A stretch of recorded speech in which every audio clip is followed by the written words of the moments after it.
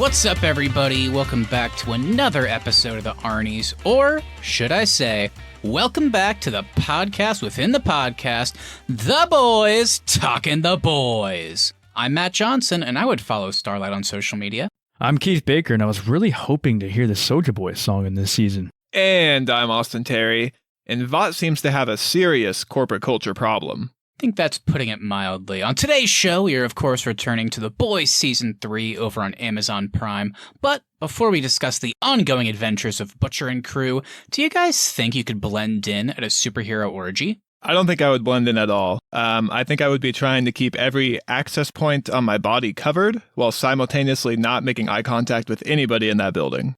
I think I would just be like the chef that they hire, just the guy in the kitchen making all the food for them. Oh, so you want to bake some dildo-shaped cupcakes? Yeah, exactly. And knowing it's going to be ruined later, but hopefully they're paying me handsomely. Oh, it's going to be ruined. It's going to be real We ruined, know how Keith. it's going to be ruined. Yeah. Yeah, I feel like the person you really got to watch out for most at that one is the Ant-Man types, as you might call them, or Termite, as I believe the character was this season. Anybody that can get that small, you know that they're gonna be jumping in all sorts of orifices, as we saw in the premiere episode this season. So, yeah, you really got to keep everything covered up. So It sounds like you're in my camp. Just every hole you have is just covered. You got nose plugs, ear plugs, butt plugs, whatever you need, it's covered. Yeah. Yes. I like the earplugs. Yeah, just in case. Just in case. You don't know what they're going to do with that. Well, we're already getting ahead of ourselves a little bit. There may or may not be a superhero orgy in this season, and I'm very excited to talk about it. But, of course, let's go ahead and just get right into it with today's main topic of the show.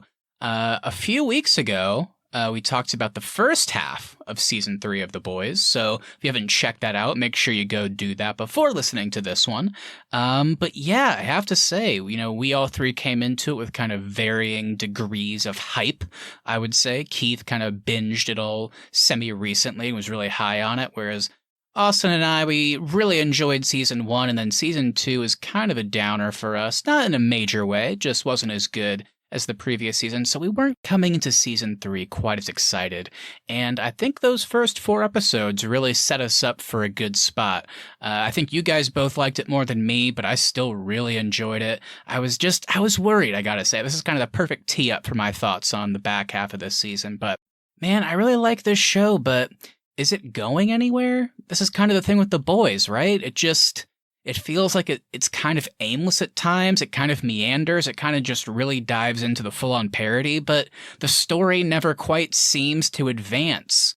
And that was my issue. But here we are, guys, with episodes 5 through 8 of Season 3. We now have a full season, and usually I pass it over to you guys first, but I guess I might as well just throw it out there. But I think this is the best The Boys has ever been.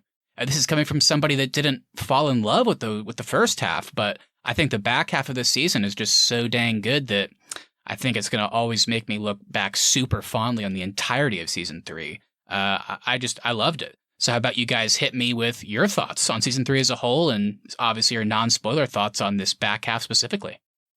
I think looking at Season 3 as a whole, it's the most consistently good thing The Boys has put out since its creation.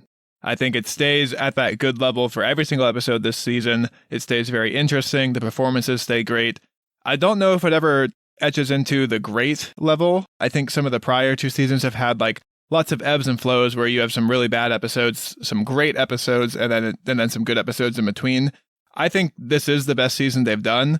I did find the finale a little underwhelming. Some of the plot lines I found a bit predictable. All that being said, I never thought it ventured into that bad territory. So I think that's a win for this show. I think particularly looking at the second half of the season when Soulja Boy becomes more involved with the story, that's definitely the part that stays the most interesting. The relationships within the boys' teams, that's where things kind of venture into that predictable or familiar territory for me. But overall, I think I would look at Season 3 as a very good piece of content that came out this year. Yeah, I think I'm just going to mimic you guys. Season 3 is probably my top season as well. And going to the first half of Season 3, yeah, it was cool to see all these different backgrounds of VOT and seeing their history and seeing where these new characters came from. And then going into the back half of Season 3, it's just cool to see what the potential that all of our boys and superheroes, villains, seeing the potential that they had kind of come to life now. And some things that we were hoping for, or at least I was hoping for, finally happened. So it's hard to say anything else I liked about it without getting too spoily. So I'll just leave it at that. But so far, season 3, I'm impressed. All right, well, there you go. You have a range of from really good to love. So at the very least, if you go into this, you're probably going to really enjoy it if you're a fan of The Boys. If you haven't started season 3 at all, or if you're somebody that already watched the first half and want our thoughts on the back half in more detail, we are about to drop the official spoiler warning. So if you haven't gotten into it yet, if you haven't seen the finale or just any of season 3 yet, it sounds like we would definitely recommend it. But I gotta say, we always kind of tee up our spoiler talk with like, ooh, lots to talk about. Just looking at our list of discussion points here, we have tons of big things to talk about, but then there's also some little things, but I felt like we couldn't leave it off because even kind of some of those just quick little subplots that we kind of flash to every now and again were so interesting and relevant that I feel like we have to at least mention it. So I think this is going to be a good conversation. So before we get into spoiler warning, guys, you guys have any other thoughts? Because I think this is going to be a good one. I would say if you haven't started The Boys yet, now's the perfect time. Go binge all 3 seasons. I agree. All right. Well, with that, we are officially getting into it. If you don't want any spoilers, this is your last chance. Let's do it.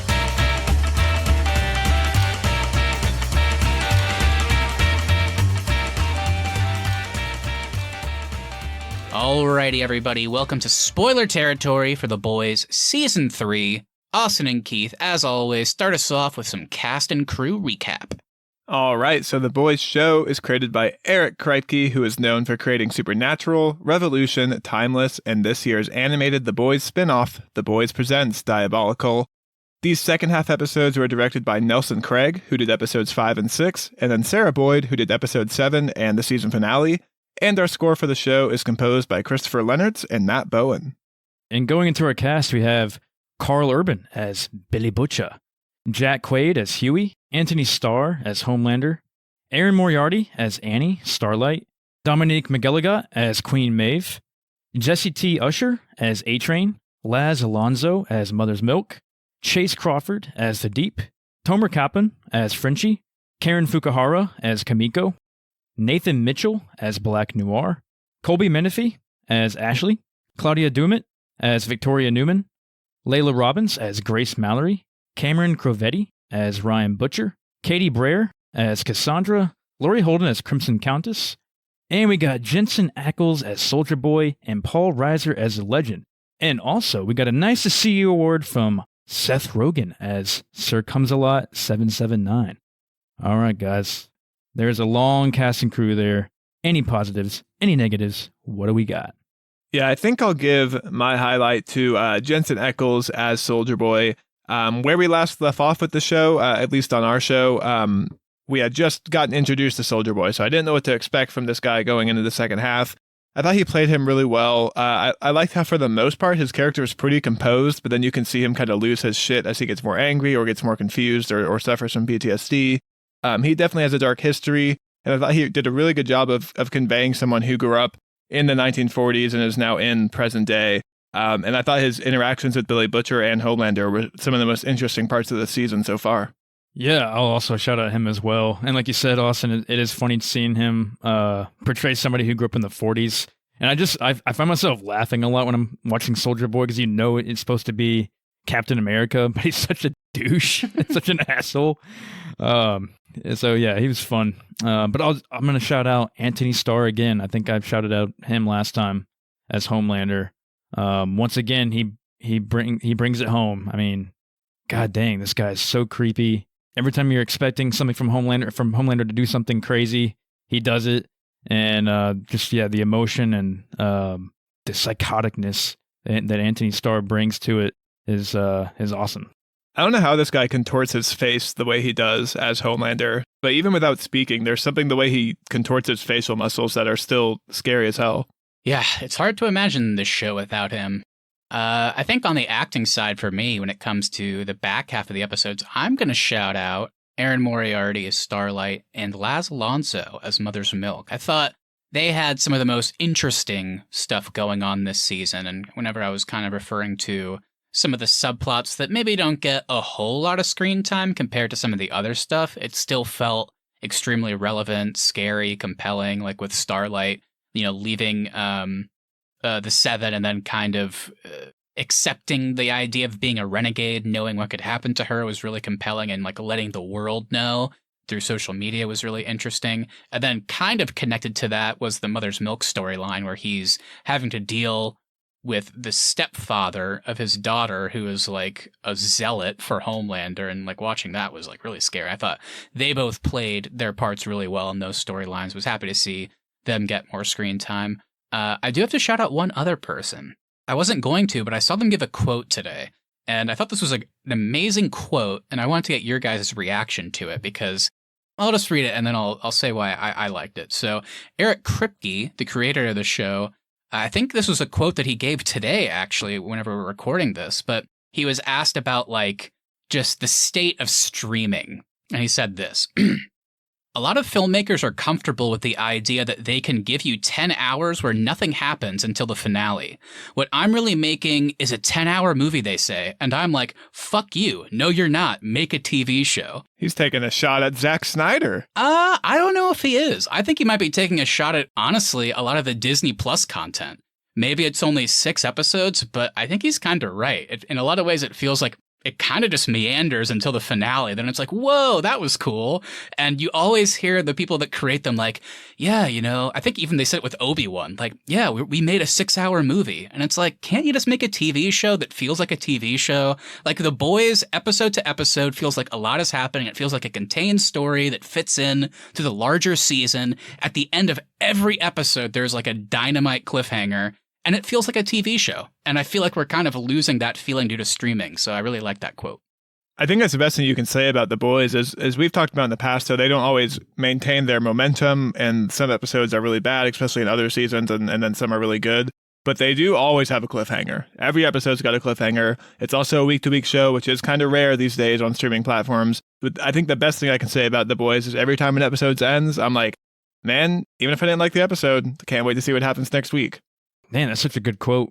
I mean, thinking back on all the Disney Plus stuff, like WandaVision, Falcon, Obi-Wan, Mandalorian. I mean, maybe not so. I would say maybe not so much Mandalorian. I think sometimes they have better contained episodes. Yeah, but definitely Obi-Wan and Wanda and Falcon. Obi-Wan should have never been created.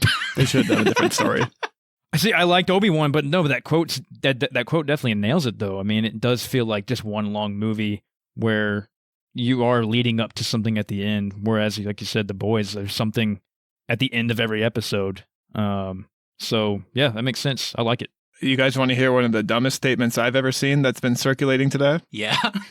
Mr. Taika Waititi, on his press tour for Thor Love and Thunder, talked about how angry he is that Kate Bush is in the mainstream now, and how we're not all Kate Bush fans after Stranger Things. He's a Kate Bush fan because it's his content that he grew up with, and he's very angry Kate Bush could not be put in Thor Love and Thunder.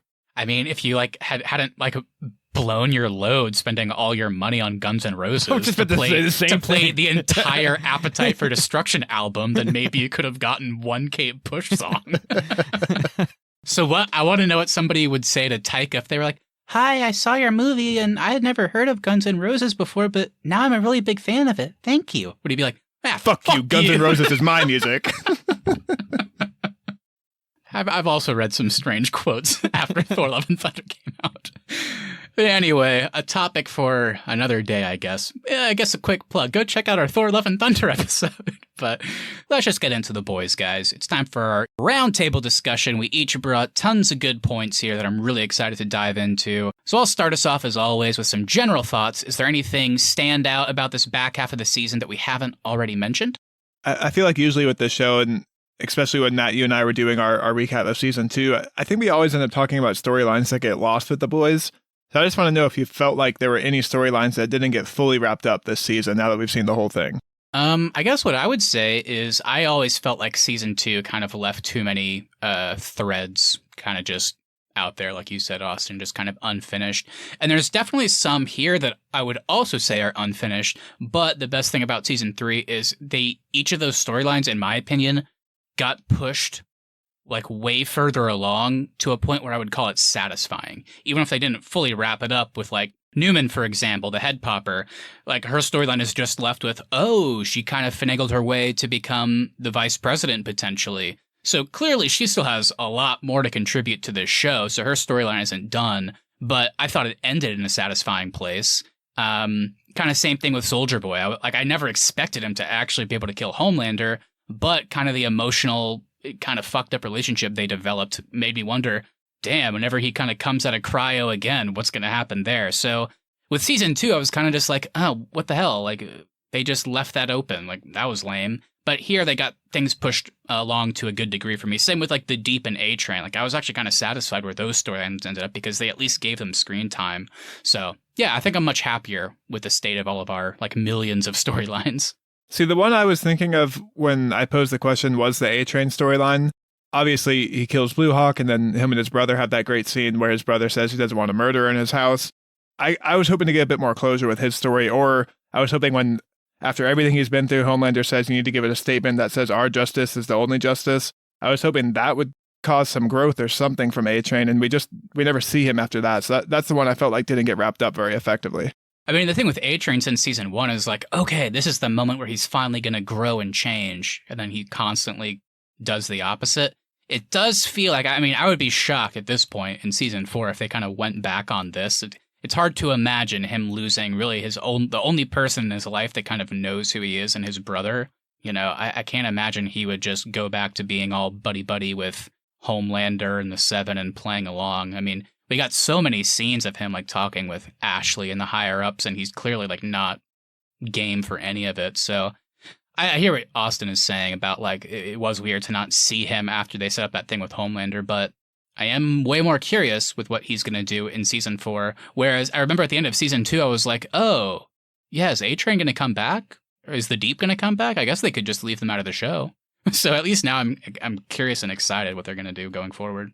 It felt a little bit more jarring to me too, because Annie and A-Train have that moment earlier in the show where Annie even says, we always keep thinking you're going to do the right thing and you never do. And then flash forward to her big moment in the finale. I thought that was a chance for A-Train to come in and have some redemption, but we just never see him.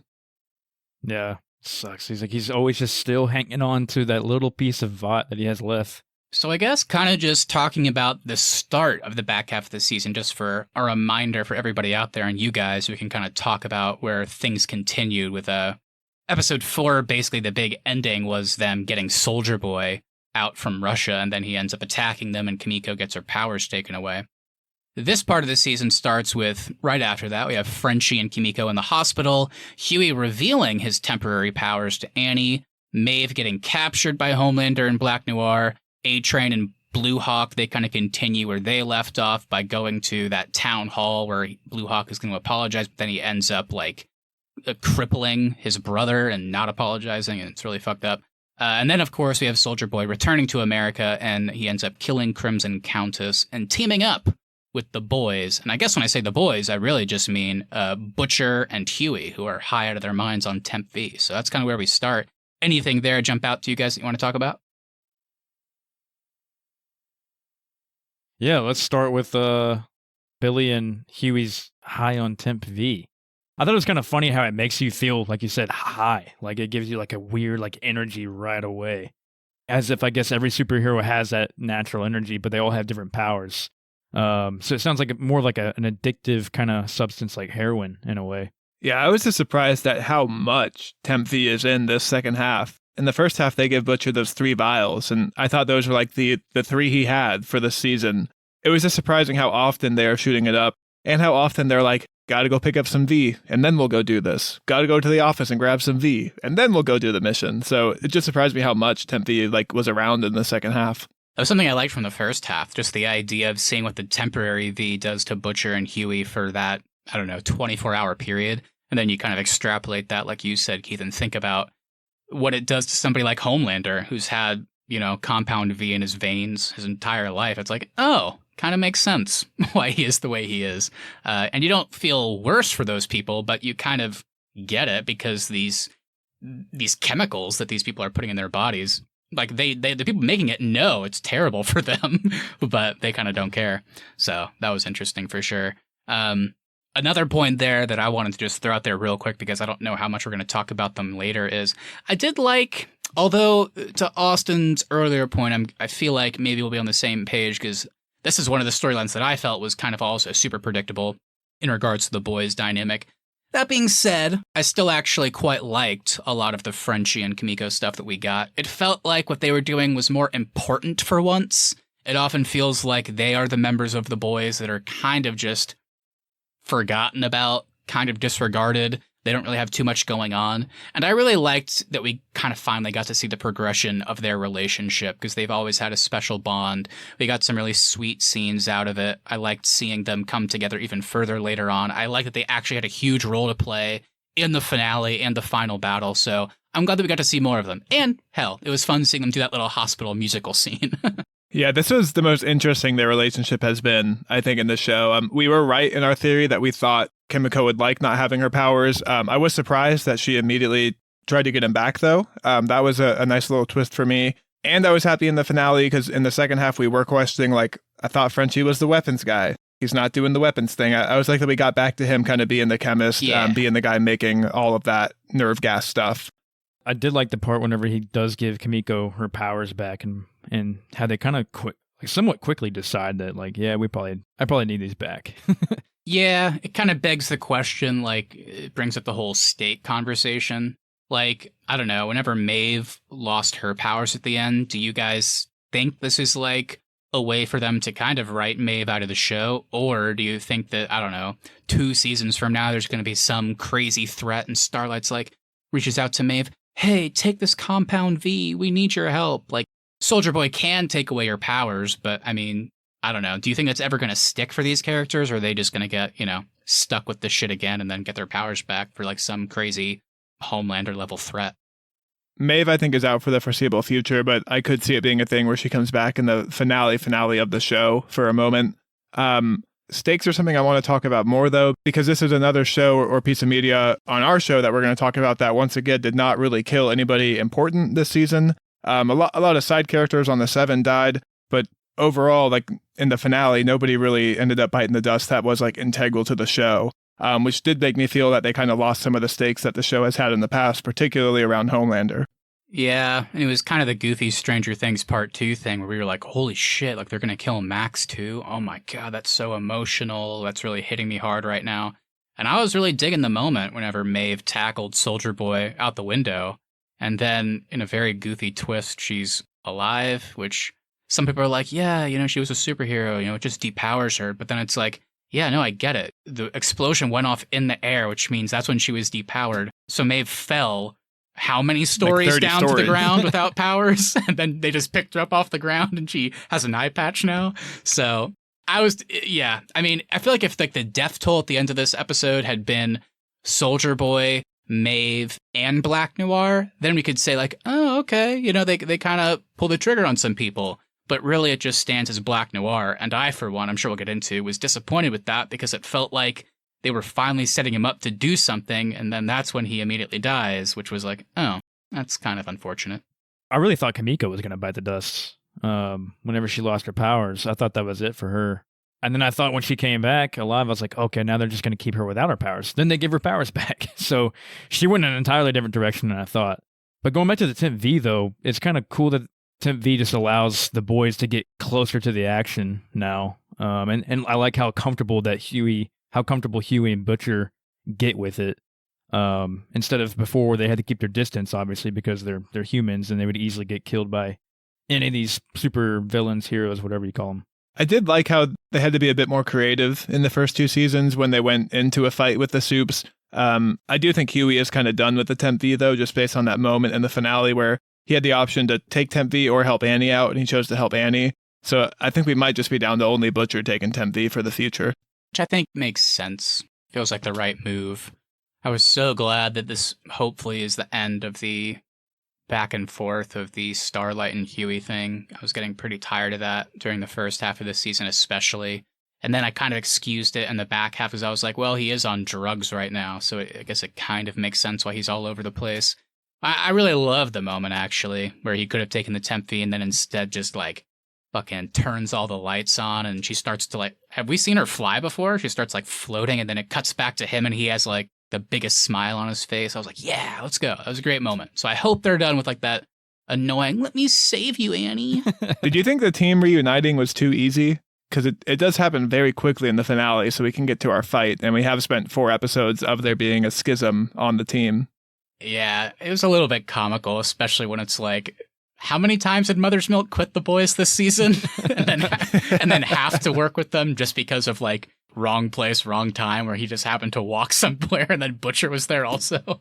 So yeah, I would agree. I think they actually set up a pretty realistic, in my opinion, fracture between the group, like you mentioned. And then they were like, well, we have to have him come back by the end of the season. So yeah, that didn't always work for me. Like they even like what? Didn't they lock them in a safe in the finale? Oh, yeah. And then they just get out and it's like, all right, let's go. So yeah, some weirdness there for sure.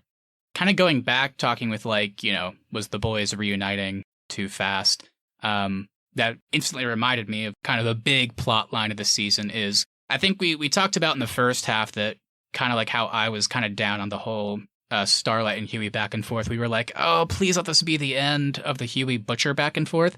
And I actually really like the fact that in kind of most of the back half of the season, the boys, if you want to call it that, is really just Butcher and Huey kind of having to begrudgingly work with Soldier Boy to take down all the former members of Payback. And once they do that, then, only then, has Soldier Boy agreed to take out Homelander for them. So what do you guys think of kind of this cool plot line that did take up a bulk of these episodes where it's just kind of Butcher and Huey having to unfortunately live with Soldier Boy essentially, and then just occasionally once he gets high enough they're like, okay, I think he won't freak out, let's go take down this member of Payback, and they go off to take down TNT or the mind reader guy and stuff like that. Because I really like that storyline. What do you guys think? I thought the storyline was fun because it kind of got us back to the original premise in season 1 where they're actually hunting Soups instead of just hunting Homelander. So that was good. That was familiar, and I did enjoy that. I did like where this led to with Huey and Butcher. It kind of goes back to my opening thoughts of, yes, this is something we've seen before. It's a bit predictable that they're going to get back on the same page. But this is the best they've ever done it, where you actually buy that these two do care about each other. And they don't do it in a way that doesn't make sense for the characters. Like the way Butcher can show he cares about Huey is knocking him out in a 7-Eleven. And then Huey, of course, jumps back to save Butcher from the mine guy. So I thought they just did it the best they've done it in this show. But I do hope this is kind of the end of this, like, oh, we don't like each other. We like each other now. I hope we're kind of through this now as well. I like how they didn't have any like fairy tale thoughts about Soldier Boy, like, oh, he's going to be good and all that. Yeah. I like how they immediately knew, like, oh, this guy's a wild card, but let's exploit him as much as we can while we can. And then, yeah, it's cool just to see them kind of unleash Soldier Boy on certain people, and sometimes too much. Yeah. So interesting to see the dynamic that those three developed, particularly with Butcher and Soldier Boy, because Soldier Boy, as I've read a lot of people say, he's really the only person in this season that kept up his end of the bargain. He was willing to kill his own son because Butcher helped him kill Payback. And he actually kind of listened to Butcher a lot of the time, and Butcher kind of listened to him. So it was this weird thing that they developed. And I think Keith or one of you guys mentioned it earlier about how, like, we never feel bad for Homelander because he's a horrible person. But there are those moments where you're like, oh, there's a little humanity popping out. And in just, a few episodes, I think Jensen Ackles did a great job of having those moments pop out too. Especially when they introduced that he was Homelander's father, hearing him and Butcher go back and forth talking about their own fathers, it was like, okay, yeah, this guy's a horrible, horrible person, but that's really fucked up. You can kind of get some of the mentality that he might have after becoming, like the first superhero, and that his dad still thinks he took a shortcut to greatness or something like that. So yeah, some really interesting scenes. I thought Jensen Ackles did a great job. I thought it was cool to learn more, too, about the way Soldier Boy treated the Payback team, because Yeah. I did buy that this team wanted to betray him, and it was interesting to see a previous superhero team who did, in a sense, betray their Homelander, whereas our current, the Seven, is too scared of their Homelander to try to do anything against him except for Starlight. And even though it seems like the Payback team were pretty despicable people, they at least did notice that this guy was a problem and tried to do something about it, which kind of makes them feel a bit more, not noble, but just a bit more towards the right side of things than this new group that the Seven does, that really only cares about their interests and their publicity and their fame and all that stuff. That's what. Then that kind of goes back to the Black Noir thing, because Black Noir was there with Soldier Boy, and I guess he kind of has PTSD from the whole thing, which is why he can't go against Homelander. He's like, okay, well, I can either go against him and burn the other half of my face, or I can kiss his ass and be his right-hand man and live on. Yeah, whenever Austin brought up that point, I had the same reaction too, Keith. I was like, oh yeah, I never really thought about it in that context. And I think that actually maybe makes the Black Noir death make a little bit more sense, because the reason Black Noir kind of worked with Stan Edgar to orchestrate the Soldier Boy, getting rid of him, was because of the abuse that he felt. He was like, this guy is abusive and horrible, and the way he makes me feel is terrible, and he, destroyed my face and, left me mute by damaging my brain. But when you think about it, the reason Homelander killed Black Noir is because Homelander was genuinely really betrayed by somebody that he thought was his friend. Homelander kind of treated him almost like his Chewbacca. He basically would talk to him and tell him real things, and then he would basically just assume that Black Noir was telling him what he wanted to hear. So, yeah, but I guess that's the reason that Black Noir never, tried to kill Homelander, because he was like, yeah, this guy and I are cool. He's nice to me. So, yeah, that's interesting. Now it kind of makes me kind of feel like, oh, maybe the death makes more sense, because if Black Noir was capable of orchestrating Soldier Boy of all people's demise, theoretically, he should probably be able to do the same thing to Homelander if he wanted to. So maybe by killing him, they remove that option from the table in the future to make things, I guess, harder for our main characters.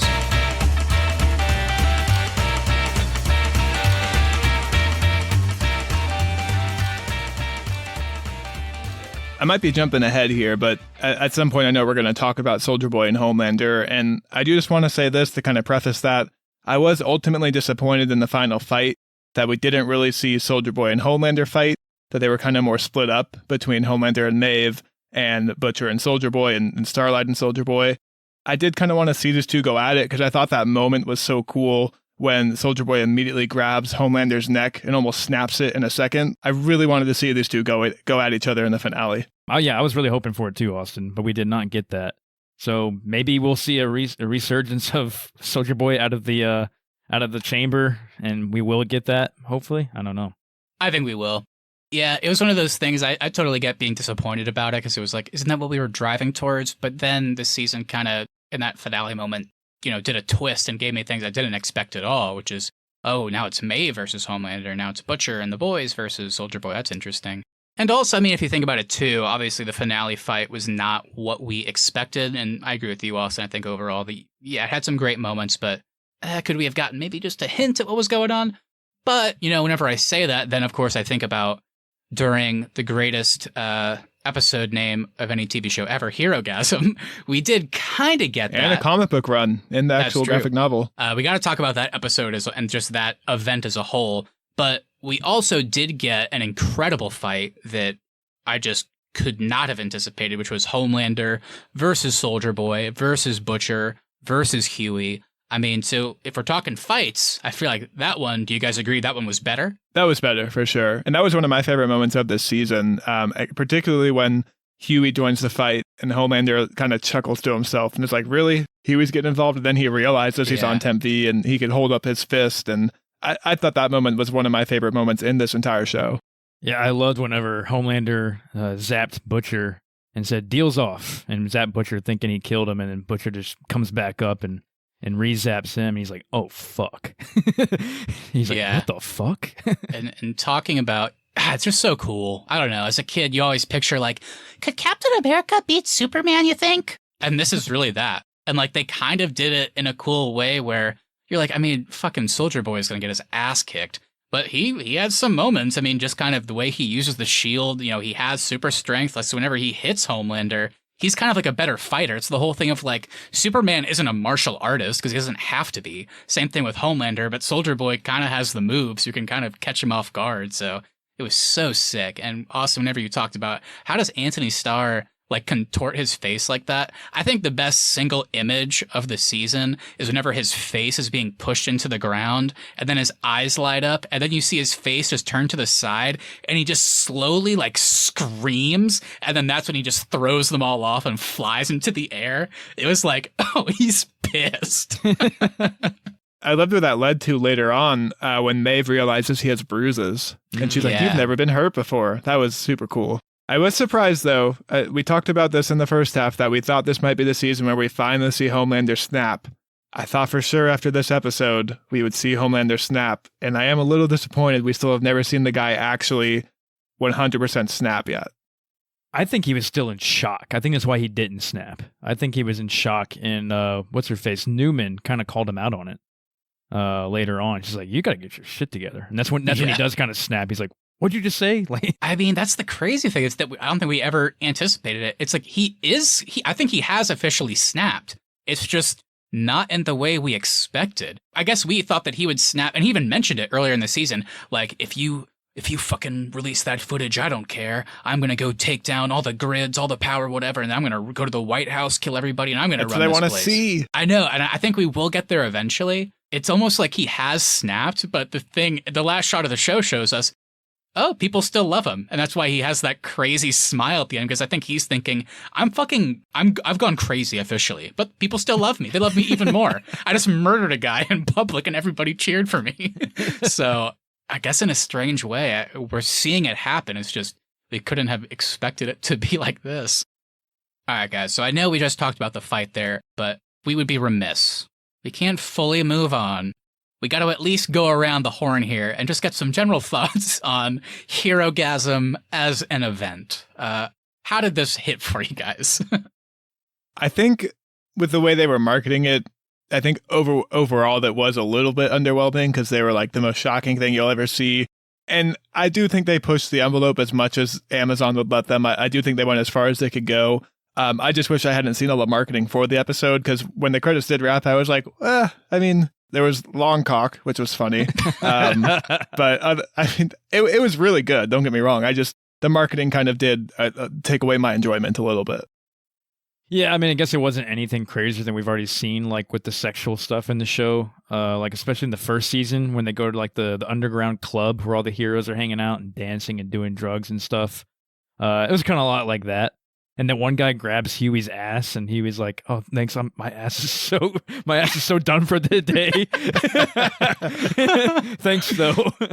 That's the boys for you, because they did this crazy event, but then this is also where they have some like of the emotional reunions. Like this is the moment in the show where they decided to have Huey and A-Train have their confrontation.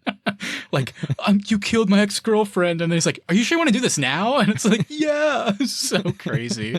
I did like the running joke of them being like, Frenchie's going to be so sad he missed this. Oh, and he even says it. I can't believe I missed Herogasm. The greatest shame in my life will that be that I didn't see Herogasm. Yeah. My greatest shame in life, I mean, the best moment of Herogasm was Starlight walking in and seeing the Deep having sex with an octopus, and then watching him earnestly later try and bring the octopus into sex with his wife, and he just pulls it out of an ice chest next to him. She thinks you're really sexy.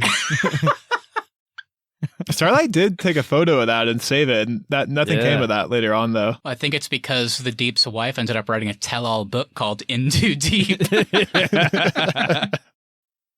All right, well, before we get into our finale thoughts and just some other random quick hits and close out here with some predictions, I did want to talk about, we were just talking about twists and all that, and I think while this season as a whole had a lot, nothing is ever going to come close to the episode 7 finale where they revealed that Soldier Boy was brought into Vought essentially to do some, kind of random tests, and he ended up coming in a cup, as he puts it, and they reveal pretty nonchalantly over just a random phone call that Soldier Boy is, in fact, Homelander's father. This was a jaw-drop moment for me, I gotta say, and it couldn't have gotten me more excited for the finale once they dropped that.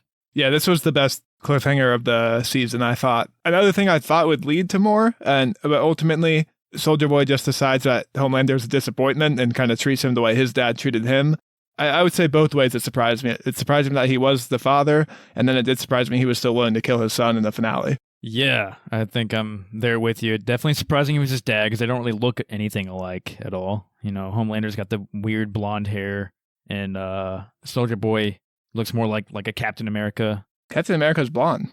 Is he? Chris Evans is blonde. Oh, I guess you're right. Yeah, Keith. Whatever. They don't look alike. Now I can't remember it. I don't know. Yeah, because I thought isn't in one of the movies he's got like a long hair and beard and he's not blonde there. It's a fluid I think he's dirty situation, blonde. Keith. Anyway, yes, very cool cliffhanger. Did make me wonder though about like the ages of the other people that were involved with Soldier Boy. I guess in the 80s, like Black Noir and Crimson Tide. Like, how old are they supposed to be? Yeah, it's weird. As we've talked about, some characters don't age and some do. Like, we saw Gunpowder on the team, and we saw he was a kid during the war, and then now he's an older guy. Whereas Crimson Countess hadn't aged at all. Black Noir, I think we're supposed to believe he hasn't really aged. So yeah, to be honest, I don't understand how it works. I don't know why some age and some don't. Did you guys have any specific read? I know, Austin, you said you were hoping you would lead somewhere more, but is that kind of your take that just like because they revealed like how Soldier Boy's dad treated him, like that's the only parenting style he knows, essentially? He does say it in the same breath, though, that he was like, I'm sad that I missed all this. Whenever Ryan comes out and is his grandson, he's like, I wish I could have been here. So yeah, did you guys have any like other takes on like why he was disappointed in Homelander?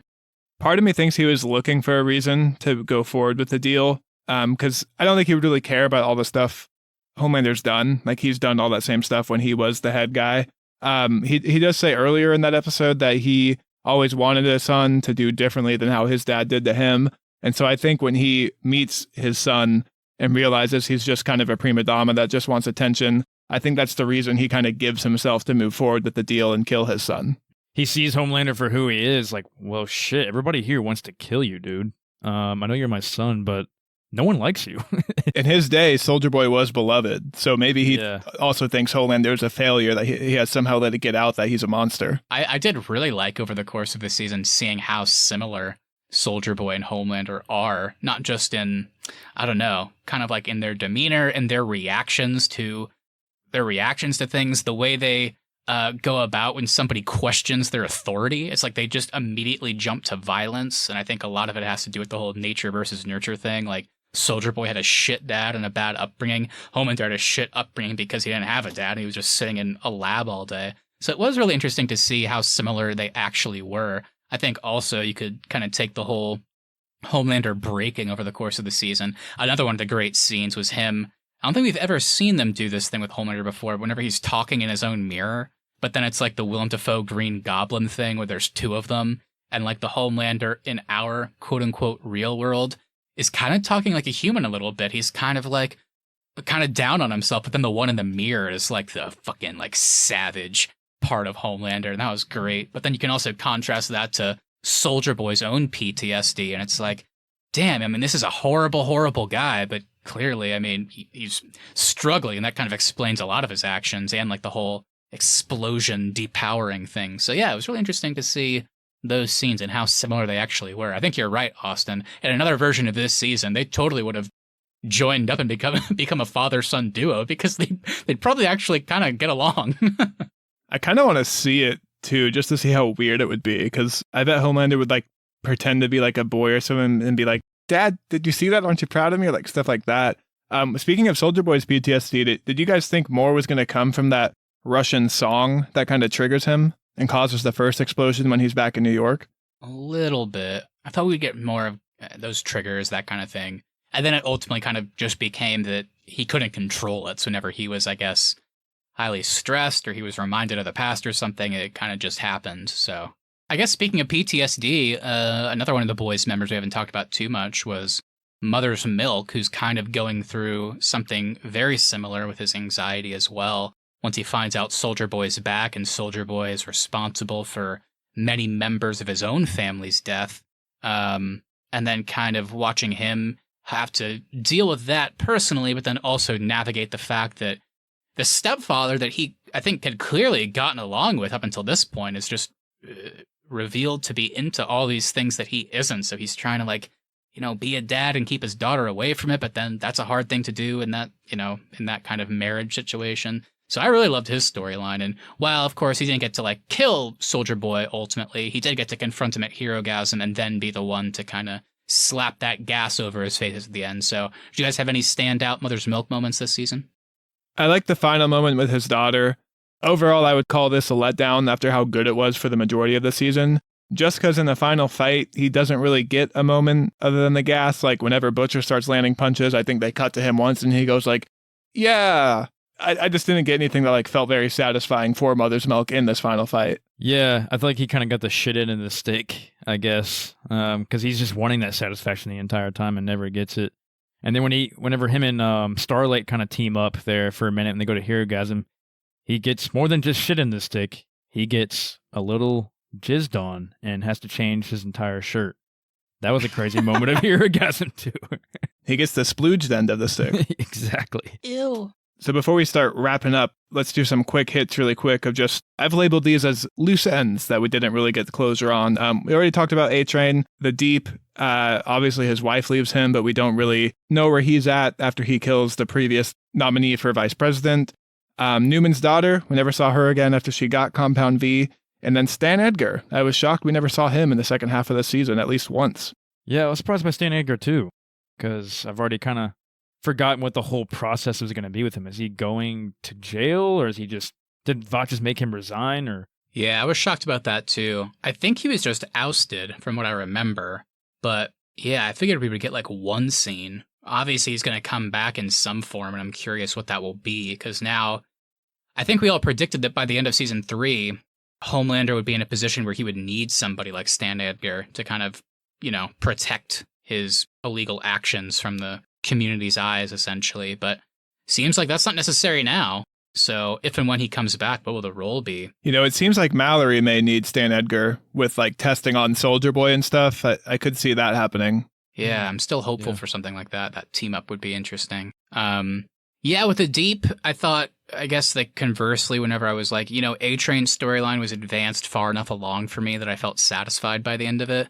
The Deep, I've long just accepted that he is just this goofy, ridiculous comic relief character in the show, and it works well enough for me. That doesn't excuse, I guess, the fact that he is just as flippy-floppy as A-Train can be. So, whenever Homelander's like, go kill the VP nominee, he's just like, okay, and then just drowns him, essentially. And it looks like he kind of feels bad about it, but we just don't know enough about him to really know what that means. So, yeah, that was kind of a loose end. Yeah, I was surprised that he looks so, concerned about that when Homelander tells him he has to do that. I thought Homelander was, going to tell him he had to, eat another octopus or kill his wife or something like that. And then it's just a random VP he doesn't know. You've definitely killed other people before, so. I like that whenever after he kills the VP, though, he just comes up out of the water, he's like, fuck. He just kind of rolls his eyes like, oh, shit. I mean, what about Newman's daughter, like you said, Austin? That's another shocking one that I was just surprised we didn't even get, a follow-up scene. We did get clarification since we saw Frenchie administer the Compound V to Kimiko, so confirmed that what he was doing to her is the exact same thing that Newman was doing to her daughter, meaning that for some reason or another, I guess Newman's daughter didn't have powers, but Newman feels that she needs to, which is kind of intriguing. That's the one I'm most curious about. It doesn't bother me that we didn't see it. I just want to know where this is heading and why they bothered to show us this in the first half. And it isn't always random. I guess if it isn't, Newman's such a powerful soup that maybe it's she's like, I'll give it to my daughter because she'll be even more powerful, and then for some reason or another that'll protect my interests. I don't know. I was thinking she wanted her daughter to have it just in case Homelander ever came for her. Maybe her daughter would stand a fighting chance to at least get away or something. Do you think maybe her daughter already had powers and maybe she's trying to double her powers or something like that? Maybe. I guess we don't know if it works that way. We just got no inklings throughout the rest of the season, so we'll see what happens there. I guess speaking of seeing what happens, lots more quick things to run through here. I guess we could stay on Newman first, but she is now the pretty much guaranteed vice president of the United States. So, and this is not with Stan Edgar's, as far as we know, his influence. So I guess the big question is this just her trying to secure even more power to keep herself and her daughter even more safe? Or is there something specific that she can only accomplish sitting in that VP role? I think it's a combination of things. She definitely has her own goals that she's trying to accomplish, but I do think at the end of the day with her, all she cares about is getting herself in a position where she can get her daughter as safe as possible. I also thought this led to a great last line for this season of just, that bitch has got to go. Yeah. Fun way to get you back on board with the team being together for sure. There's something definitely evil going on with her. If she does rise to the top politically, I mean, she could do something really crazy and maybe team up with Homelander, like we were saying, and that's just it. They're going to try to run the world from there. I wonder if somehow she would install Homelander as president or something crazy. Maybe. Yeah, I wouldn't put it past him. I could see that. Because eventually Homelander has to reach even more peak power than he has, and that's the first thing I think of. So we'll see how they navigate that. You mentioned Butcher there with that great final line, which was so good. You're so right. That definitely got me hyped for more. But it kind of comes with the big caveat with the continued use of temporary V, because Annie found out that it actually would kill you essentially after 3 to 5 doses. So Huey never got that far, but unfortunately Butcher did. He's only been given a matter of months to live if he's lucky. So what do we think from this? Are they going to do the kind of assumed thing and find a way to cure him somehow? Or is Butcher going to be kind of on a timeline for the rest of this show's run? He'll be cured. This show doesn't want to kill anybody important. Maybe if Soldier Boy comes back out and blows up on him, maybe that'll take out the Temp V powers from his system. Part of me wants to say that eventually, they'll get to a point, maybe the second to last season, where he does die, and then the last season has to be the final push to the end without him or something. But I'm kind of with you, Austin. I haven't seen any proof up until this point that they'd be bold enough to do that. So we'll see. I lean toward him getting cured, but that just feels so obvious that I feel weird about saying that they're going to do that. As much as I love Jack Quaid as Huey, and I think he's great in this show, I am not interested in a season without Carl Urban in the lead as Billy Butcher. I agree. Whoa, and speaking of the boys, I can't believe we passed over this. I'm excited that Annie's part of the boys now, guys. I'm glad that Starlight's in the mix officially. Are they going to have some relationship growing pains of working with your partner? I mean, is this the next big fight for them? Probably, yes. Mark it down, for sure. Hey, I didn't like it when you talked over me in that meeting today. You really emasculated me. Oh, no. We're just writing the lines for them at this point. There are times when Huey needs to die in this show. And that's when he's groveling about not being the hero. Well, Austin, to your point, they won't kill anybody too important. And even when they basically show us that they are, they pull it back, just like they did with Maeve. They did the same thing with old Soldier Boy himself. Mallory has put him back into cryo or stasis, whatever you want to call it. So he's definitely going to come back. At some point. I don't know if it's going to be next season or, like you said, Austin, maybe it'll be a Maeve thing where he has to sit out maybe a season and then come back. All I know is eventually we are going to get the one-on-one fight between Soldier Boy and Homelander. But besides that, I don't know what his role would be. I can't see him turning over a new leaf or anything like that. So do you guys expect anything specific from Soldier Boy in the future? I know exactly where this is headed. Butcher's going to find out Mallory has Soldier Boy under wraps, and for the 16th time in this show, he's going to go to Mallory and say, how dare you not tell me something that I feel like I should know? I'm disappointed in our relationship. And then Mallory's going to tell him information, and then they're going to go get Soldier Boy back out of cryo. Okay. I mean, haven't we seen this before? It's just Mallory keeping another secret. You're right. I do think Mallory is trying to develop a weapon to kill Homelander. I think that's why she has Soldier Boy. I think it's for good intentions. I don't think it's for control or government stuff. I think this is solely to figure out how to take his powers and make a weapon out of it to kill Homelander. It'd be cool to see if Billy Butcher will be the one to use that weapon. And the question is, where does he go? If Soldier Boy comes back and gets out, is he just going to be a one-man army? Is he going to be his own subplot? Because we can't see him working with Homelander, and after the finale, I definitely don't see him running into Butcher and Huey, for example, and being you guys helped me once before, so I guess we'll work together again. I don't see them doing that now. So is he just going to have his own subplot going forward or something? I wonder if there's a chance Homelander realizes the government has Soldier Boy and he tries to get him out to try to build another relationship with his dad. And maybe that's his way of proving to his dad that he's a man or something. All right, well, we'll see. I'm excited. Let's wrap it up then, guys. Now that season 3 is done, we know we have a spin-off coming, a live-action one this time, coming out next year called The Boys Present Varsity. And this is about young adult soups in college that are tested in Hunger Games style challenges run by Vought itself. That's supposed to come out in 2023. And then apparently they've said that will have connective tissue, like I guess story and character wise, that will lead into The Boys season 4. And I guess season 4 will somehow address bits and pieces of what happened in Varsity. And I'm assuming that season will come out later in 2023. Hopefully no later than that, maybe early 2024 or something. But regardless, what are you guys looking forward to and hoping for when it comes to the future of The Boys? Yeah, I had misinterpreted The Boys Varsity as, for some reason, I thought it was a prequel about the superheroes we already know as young adults. But it sounds like it's concurrent, so it's present day superheroes we don't know yet. So I'm excited to see what that looks like. A Hunger Games style deal with superheroes sounds pretty interesting. I'm sure it's going to have that typical Boys dark humor, dark subject matter, all that stuff. So I'm excited to see it.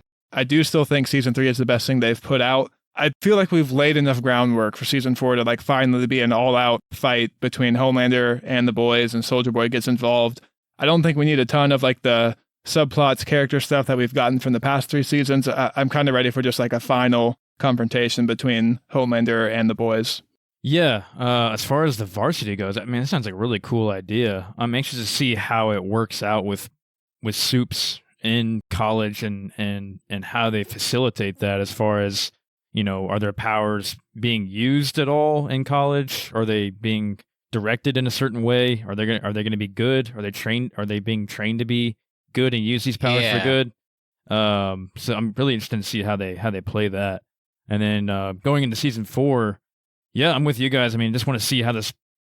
Let's just watch a throwdown. I want to see Homelander do some even crazier shit than he did with him just killing that one protester. I want to see him maybe kill some even bigger people, like the president or anybody else higher up, and then see how the Boys have to take it on from there. For sure. I think with Varsity, the thing that excites me is kind of like what you said, Keith, is is this going to be like a Hogwarts situation where some people leave this college and they're determined to be a good guy, or some leave and they're like, I'm going to be evil? That could be kind of interesting. And just the idea that there's a Hunger Games element sounds really cool. It's obviously going to be graphic as hell. Once I heard that, I was like, uh-oh. It's going to be pretty brutal, I think, and I'm excited for that. As for season 4, man, I'm curious about the payoffs to these storylines that I mentioned being really satisfied with in season 3, but I think they have potential to cap some of them off in season 4. We know Newman's running as the VP, but the way they end season 3 with Homelander and his forces, I don't know if it's out of the realm of possibility that Homelander, maybe without Newman, decides on his own, I'm just going to run for president. That's part of his storyline is he just earnestly runs for office or something like that. And he might win, which is crazy. And then seeing the Boys just react to this power struggle just getting higher and higher and feeling like they have to do something about it before it gets to literally taking on the president and vice president or something like that. So I'm really interested. Like Austin said, I can't wait for the moment where A-Train finally actually does the right thing. I'm feeling good, season 4. I'm feeling good about it. I know you're going to give it to me. And then other than that, I just always love the Boys dynamic. I just can't wait to see what the team cooks up and what they decide to do next. Soldier Boy was their big thing. He was their weapon. They thought they had a way to take down Homelander, so now they're going to have to come up with something better. And I'm excited. I'm excited about the Boys. Like I mentioned earlier, when season 2 ended, I kind of couldn't have cared. I was like, okay, I don't care. I have to wait 2 years to watch season 3. But now, if I have to wait 2 years to watch season 4, I'm going to be kind of upset because I'm ready for it now. I hope Mallory is more involved in season 4. I think she's a great character. I do want to see more of her. All right, guys, we did it. I feel like that's the most points we've ever had on a docket, but it was good stuff. I'm happy with that. I think we hit it in a great way. I hope you guys all out there enjoyed it. But before I officially close out, we got to do our awards. It's time for the Arnies Podcast Awards. This is where we just take something, can be positive, can be negative from the thing that we're talking about, and it's just something that we feel deserves a little bit of a praise in one way or another. So, Austin and Keith, who wants to start me out? Yeah, Keith stole my thunder a little bit by bringing up the situation that MM finds himself in at Herogasm. Ooh. But my award is the stickiest person ever. And it's just MM in that scene because he is very sticky, and I don't know how he got all of that off of him. I have a secondary award. It's very quick. It's just the award. And I watched Thor Ragnarok last night. Carl Urban is bald in that movie. Forgot he was in it. When I saw him bald, I was like, ugh. I hope he never does that again. Oh, no. Oh, man, it's funny. We mentioned it earlier. I'm going to give the best book title award to the Deep's ex-girlfriend, In Too Deep. That was hilarious when that came on. And I was just hoping they would play the In Too Deep song by Sum 41. Me too. That would have been perfect, but it didn't happen. Man, you didn't hear the Soulja Boy song. I know. You didn't hear the In Too Deep song. This is just a huge letdown for you this season. Soundtrack-wise, huge letdown. What was not a letdown for me, we talk about the greats of all time. We talk about Marilyn Monroe, Frank Sinatra. These are all people that doesn't matter what time period they came from, and it doesn't matter how many years it's been since they died. They are just some of the most iconic people of all time. And I was shocked watching this part of the season and realizing that I think Soulja Boy has to get the award for most famous person to ever live. He was in like every movie, every TV show. He's like on TV singing. There's books about him. I was like, dang, I think we just met a new cultural icon. He is just a multifaceted talent. Golly. You cannot keep this man down. He's the Arnold Schwarzenegger of their time. He's more talented than Arnold ever was. No, don't say that. Arnold doesn't have the perfect aim to shove his shield in Black Noir's cranium. Oh, man. All right, guys. Well, it's not even Arnold. Oh, yeah, it's not. It's Sylvester, isn't it? What kid? Oh, no. Well, before we keep getting Arnold and Stallone mixed up even further, thank you everybody Same so level much of acting for quality. listening. If you enjoyed this episode, make sure you hit that follow button so you never miss our upcoming content. Also, if you wouldn't mind sharing us with a friend, we really would appreciate that. So we continue to grow our show. Please leave us reviews as well. Even if you don't want to write anything, leaving us a 5-star review over on Apple Podcasts, Spotify, or wherever you ever get your podcasts really does help us out. At the Arnies is our social, and the Arnies.media is the website. We'll be back on Tuesday for another episode, and this time we're talking about the Russo brothers' next movie, starring Ryan Gosling, Chris Evans, Ana de Armas, and many more. I'll have to take a look at the cast because it's pretty good. It's The Gray Man on Netflix, and I don't know about you guys, but I'm just kind of stoked for a super fun, action spy thriller. What do you guys think? I'm just curious to see if this can actually be a Netflix original movie that breaks through and does not leave me feeling like, man, Netflix should just stick with TV. Well, I don't know. Do you guys not like Hustle that came out? That was on Netflix. I did like Hustle. I did like Hustle. That's a good Hustle's one. good. That's like a good one out of 600 that they failed at, though. There's been a lot of flops. There's success right there. Let's hope they're on a hot streak. Yeah, there's been a lot of flops. But yeah, I am looking forward to seeing what it's going to be like with Ryan Gosling and Chris Evans teamed up in a movie together. Well, not teamed up. That's the thing Well, I'm not excited teamed up, about. but in a movie, yeah. Chris Evans as the villain, too. You guys think he's going to be blonde in this movie? A dirty blonde. I was corrected earlier. It's dirty Okay, blonde. thank you. Thank you, Keith. You've grown. It's not my fault Keith doesn't understand his Captain America fandom. Oh, no. I have to protect our podcast from the droves and droves of MCU fans that will come after us if we get anything wrong. Oh! They'll be all right. Speaking of the MCU, last week we put out our thoughts on Thor: Love and Thunder. We all loved it, so MCU fans can be upset about that. But if you want to hear our thoughts on the why we loved the latest addition to the Thor franchise, be sure to go check that out. And lastly, we want to hear from you, so please send us a message on Instagram at the Arnies or email us thearniesmedia@gmail.com. What did you think of Season 3 of The Boys? Will you miss Black Noir? What is Homelander going to cook up next? Anything you say we'll read on the show and react to it live on our latest episode. All right, everybody. Hope you enjoyed The Boys Season 3 as much as us. Have a great rest of your week. We'll be back next time with The Gray Man. And just remember, if you're in a relationship with a really great woman, don't be like Huey and just be a little bitch the whole time. Arnold is as good at acting as he is at politics. Are you sure you're not talking about Stallone? Fucking.